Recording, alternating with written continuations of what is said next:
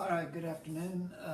Economics class, Mr. Black. I'd like to talk for a few minutes about allocation strategies. We talked about these in class today on Tuesday.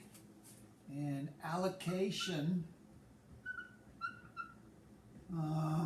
is another word for distribution, right?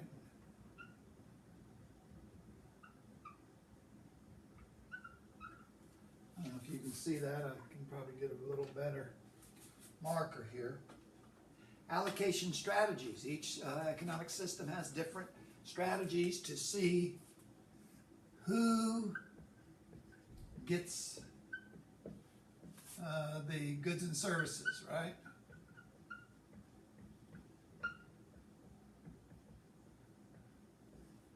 Who gets to use the resources? Right? That's a big question. That's one of the main fundamental questions of economics. What are we going to produce? How are we going to produce it? And who's going to get it? And different systems answer those questions differently, as you know. And this is the third question: who gets it? A matter of who gets allocated some of these goods and services and resources, who it gets distributed to, right? So different systems are going to come up with different ways to do that. In a free market economy, I'm going to abbreviate that as FM. In a free market economy, it's the market and pricing, right? Sad fact of capitalism, free market economy, is that those who have the resources and the money, basically, can afford to buy things, and those that don't have as much money can't afford to buy as much. You know, we have to make choices and take care of our needs and wants. But in a free market economy, it is the market, that's an R, a market that decides who gets it. And that's based on pricing, and which is based on supply and demand, right? So some people thrive in that kind of economy. They have lots of money, and some people don't. Some people struggle. They don't have much money. So there's this allocation. Who gets it? And this is a free market economy. As you remember, in a command economy, right? The government is going to decide, and the government authority. You could say government authority. Right? They have the power to decide who gets it. And usually in a command economy, the resources and benefits of society and the opportunities and the goods and services that are produced, in theory, are supposedly going to be distributed more equitably, more fairly, so that everyone gets a chance, right? And in a free market, we leave it up to the market, right? The market decides. And we had some fun today talking about some of these different other methods. You've got basically the market and pricing is one method. This idea of some authority, commanding. We sort of connect these two words, commanding, because they have the power and the authority to force, certain distributions of goods and services. One that we talked a little bit about was first come, first serve. First come gets it first. First serve. Right? So if you want to get the sort of scarce item in the lunch line, you need to be first in line, right? A lunch usually got a better lunch sometimes than C lunch. So first come, first serve sometimes works like that. If the store's having a big sale and you want to line up early in the morning, or like you're trying to buy some ticket that goes on sale in the morning, some people even like camp out in front of the box office, because it's a hot item. You're going to be the first in line, so you have the best opportunity to get it. So that takes some sort of initiative, some proactive activities to kind of achieve that. So we've got one is a market, the two is authority, three might be first come, first serve. In pricing, we mentioned some, with the pricing model, we talked about an auction, right? An auction is a very fast process of selling various items. Sometimes it's art or furniture, or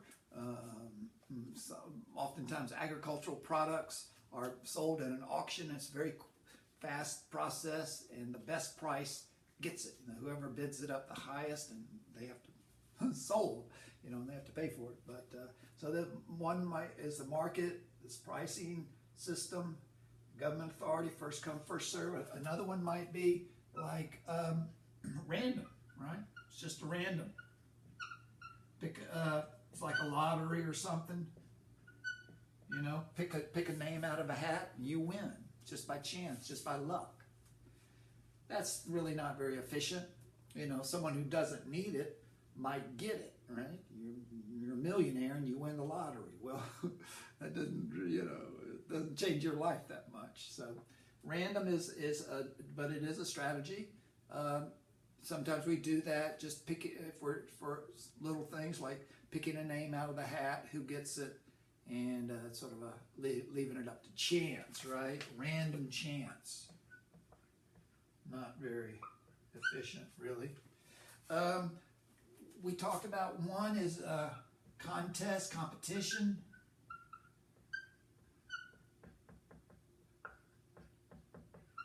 Or based on merit, right? We talked about who gets the Hope Scholarship in Georgia. Those students who have a 3.0 or 3.5 average, they get subsidized to go to a state university. Who gets to play in the NFL? Who gets to play in the NBA? Whoever has excelled and beat the competition, so to speak, in high school, college, they get to go on. So if you have certain competencies and are competitive, then you will get the rewards from that, right? So that's sort of a way that things are distributed. You have certain skills, you get certain rewards, right? So there's a competition. It's a competition to get into law school, or competition to get into this program or that program. And if you get in that program, then you benefit from that. You have certain rewards that come with that. Another one might be very good one is personal characteristics. Let's talk about that, because that personal characteristics. It's a big word, but personal characteristics. Personal characteristics. So if you're older, seniority sometimes benefits you because you're older. You get to sit in the front row, or elderly people get to sit in the front rows of the transit systems. Young people might get an opportunity. You have to be, the youngest gets the reward. I'm trying to think of an example for that. Off the top of my head, I can't really think, but women and children. If the boat is sinking, women and children. It's sort of that old saying, save the women and children first, right? Save the children. So certain things and certain characteristics in American history, of situations where people that had certain characteristics were denied opportunities and resources, right? Women couldn't really own property or couldn't vote until like 100 years ago. African Americans were discriminated against, systematically denied opportunities until today or whatever. But there's the civil rights movement and things that have fought for that. Certain personal characteristics have benefited some people and not benefited other people. So that covers a lot of different categories like that. So these are basically a random list of ways that society distributes its opportunities, its resources, its goods and services. And each system is going to have a different way to do that, right? We said that in a free market system. It's kind of the market decides based on pricing, right? Whoever can afford it. And in the command economy, it's going to be the government, the authority, who lays down the law and makes those decisions. Other ways, first come, first serve. You can think of some examples about that.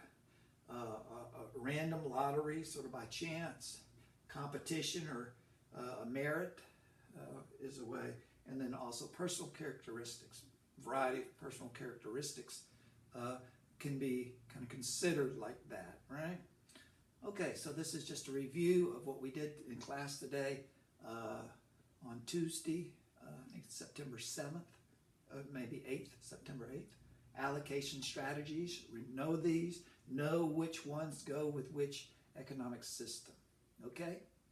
All right, if you have questions about that, please reach out to me. I'd be happy to help you with it any way I could.